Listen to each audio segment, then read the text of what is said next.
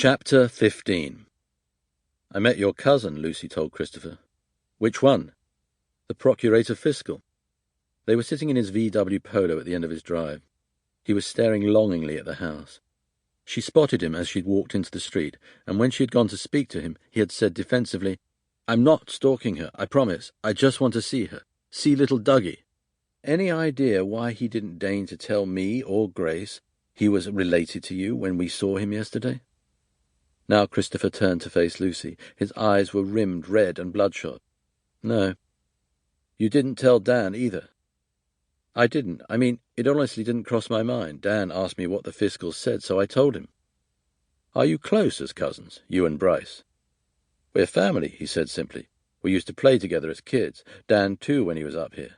But after uni we went our own ways. We only see each other at Christmas and the like.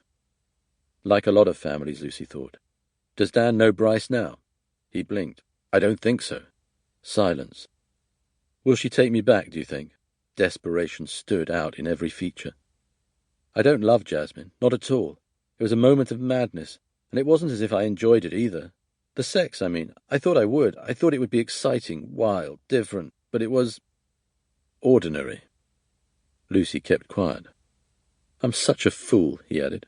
Just because Sam and I had drifted, hadn't made love in a long time, I thought I deserved some attention, some affection.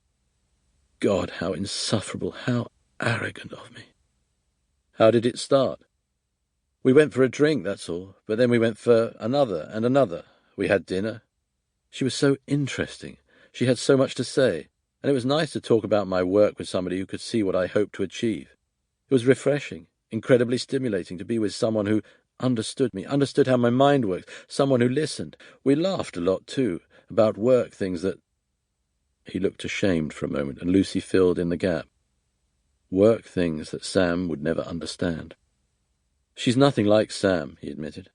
A classic tale of adultery. Like most men, Christopher thought he could get away with an affair. Did all men think their wives were stupid? But then Sam found out. How? Lucy asked. A friend of hers saw me leaving Jasmine's flat one evening when I said I was working late in the lab. She told Sam.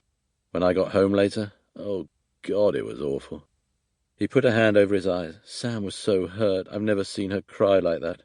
I tried to tell her it wasn't because I didn't love her anymore, that it was a work thing, a period of madness, but she wouldn't listen. What about Jasmine? What do you mean? How did she react when your affair came out? Did she want you to move in with her? Christopher's face contracted in surprise. Good God, no. Jasmine made it quite clear she liked her independence. It's what attracted me in the first place, her free spirit. No clinging, nothing ordinary or boring, no washing up or mowing the lawn. Lucy had heard it all before and tried not to yawn. I still love Sam. Christopher's voice was fierce. I've never stopped loving her. Jasmine was a diversion, a crazy mistake, but Sam doesn't see it like that. He turned a desperate gaze onto Lucy.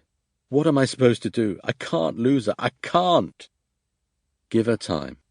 It was an old adage, but one that Lucy depended on regularly. Time sometimes gave people the emotional space they needed, especially after an acknowledged affair, but she wasn't sure time was going to help much considering their son had just died. The one thing I don't have, he gritted, it's fucking time. To her astonishment, he leapt out of the car and began striding up the drive to his house, his shoulders set, his footsteps hard and angry. For a moment she was tempted to go after him, find out what had made him snap like that. Because he's just lost his son, you idiot.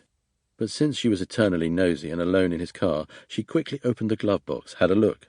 A baby's dummy, a pink mini umbrella, and a coral lipstick told her this used to be his wife's car. Lucy continued her search, keeping an eye on the street in case Christopher returned. She'd just checked the car's rubbish compartment, 2 crunchy wrappers, several tissues, and a dried-out apple core, when she spotted a small black plastic device tucked above the car bonnet release. She hadn't honestly believed she would find something, and for a moment she thought she was imagining things. Checking outside again, still no Christopher, she wriggled closer. Well, bugger me, she thought. It was a spy bug. She knew what they looked like, thanks to Dan giving her 2 on a previous case. Switching her phone to silent, she didn't want to tip off the listener.